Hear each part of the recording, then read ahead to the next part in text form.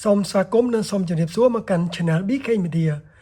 ថ្ងៃនេះខ្ញុំនឹងបង្ហាញអំពីវិធីធ្វើការ update IA ចំនួនថ្មីគឺចំនួនទី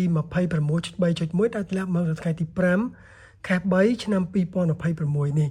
ចាំបើសិនជាបងប្អូនចង់តឡើងដល់ version នេះបានតើតែបងប្អូនប្រើទូរស័ព្ទដៃចាប់ពី iPhone 11ឡើងទៅបើសិនបងប្អូនប្រើសេរីទាបនេះគឺមិនអាចតឡើង version នេះបានទេដើម្បីធ្វើការតឡើងទី1បងប្អូនត្រូវតែមានថ្មលើ 50% ទី2បងប្អូនត្រូវតែមានអ៊ីនធឺណិតបាទ 3G 4G មានអ៊ីនធឺណិត Wi-Fi កាន់តែល្អបន្តទៀតបងប្អូនរួមជាមួយនឹង space ទំនេរលើពី 1G ឡើងទៅដើម្បីត្រៀម download ឲ្យថ្មីរបស់គេហើយការ download នេះគឺមិនមានបាត់បង់កម្មវិធីឬឯកសារអ្វីផ្សេងទេបើន័យថាយើងតឡើងនេះសម្រាប់ធ្វើការ update ជាមួយនឹងការជួសជុលនៅកំហុសបច្ចេកទេសផ្សេងៗដើម្បីឲ្យ version ចំនួនថ្មីកាន់តែសុវត្ថិភាពនិងដំណើរការបាន smooth ល្អបាទ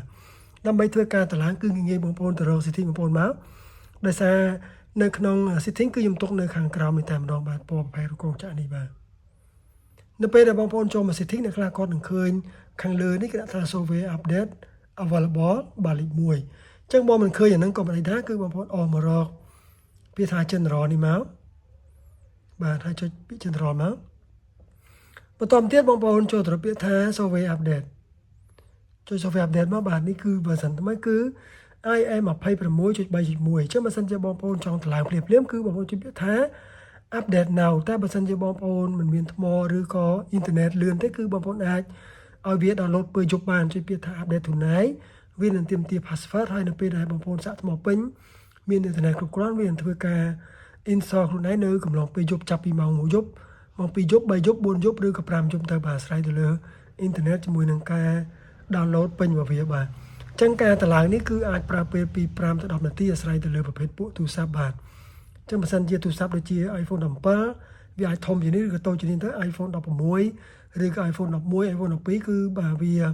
OS នេះគឺវាខុសគ្នាទីបន្ទួចបាទអញ្ចឹងដើម្បីធ្វើការឡើងបងប្អូនចុចពាក្យ download បាទ update now មកបើសិនជាបងប្អូនដាក់ password កំឡុងពេលបិទបើកទូរស័ព្ទនេះវានឹងទាមទារ password នោះបើសិនជាមានទេវានឹងបន្តទៅមុខអញ្ចឹងដោយសារទូរស័ព្ទនេះ password ខ្ញុំសូមចុចបន្តទៀតបាទ password នេះមិនមែនជា password iCloud ឬ password អ្វីផ្សេងទេជា password សម្រាប់ដាក់បិទបើកទូរស័ព្ទយើងនោះបាទអញ្ចឹងនៅពេលដែលយើងវាយ password ទៅត្រូវវានឹងបន្តទៅមុខគឺបាទជាពាក្យថា update request ទៅកាន់ server របស់ iPhone គឺទាញយក IA ចំនួនទី 26.3.1 បាទអញ្ចឹងកំឡុងពេលនេះគឺបងអាច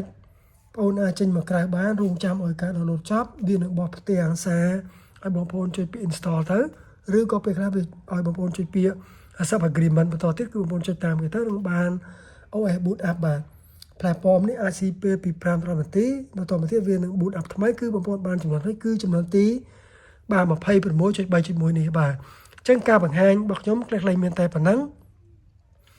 បើមានចំណុចណាដែលលោកខ្វះខាតសូមខន្តីអភ័យទោស Channel BK Media ផងហើយសូមជួយ subscribe Channel BK Media ផងសម្រាប់បងប្អូនណាដែលគាត់មិនទាន់បានជួយ subscribe នោះបាទសូមជួយ share វីដេអូនេះបន្តដើម្បីចែកចាយចំណេះដឹងអំពីរបៀបតម្លើង IA ឲ្យអ្នកដែលគាត់មិនទាន់ចេះគាត់ចេះផង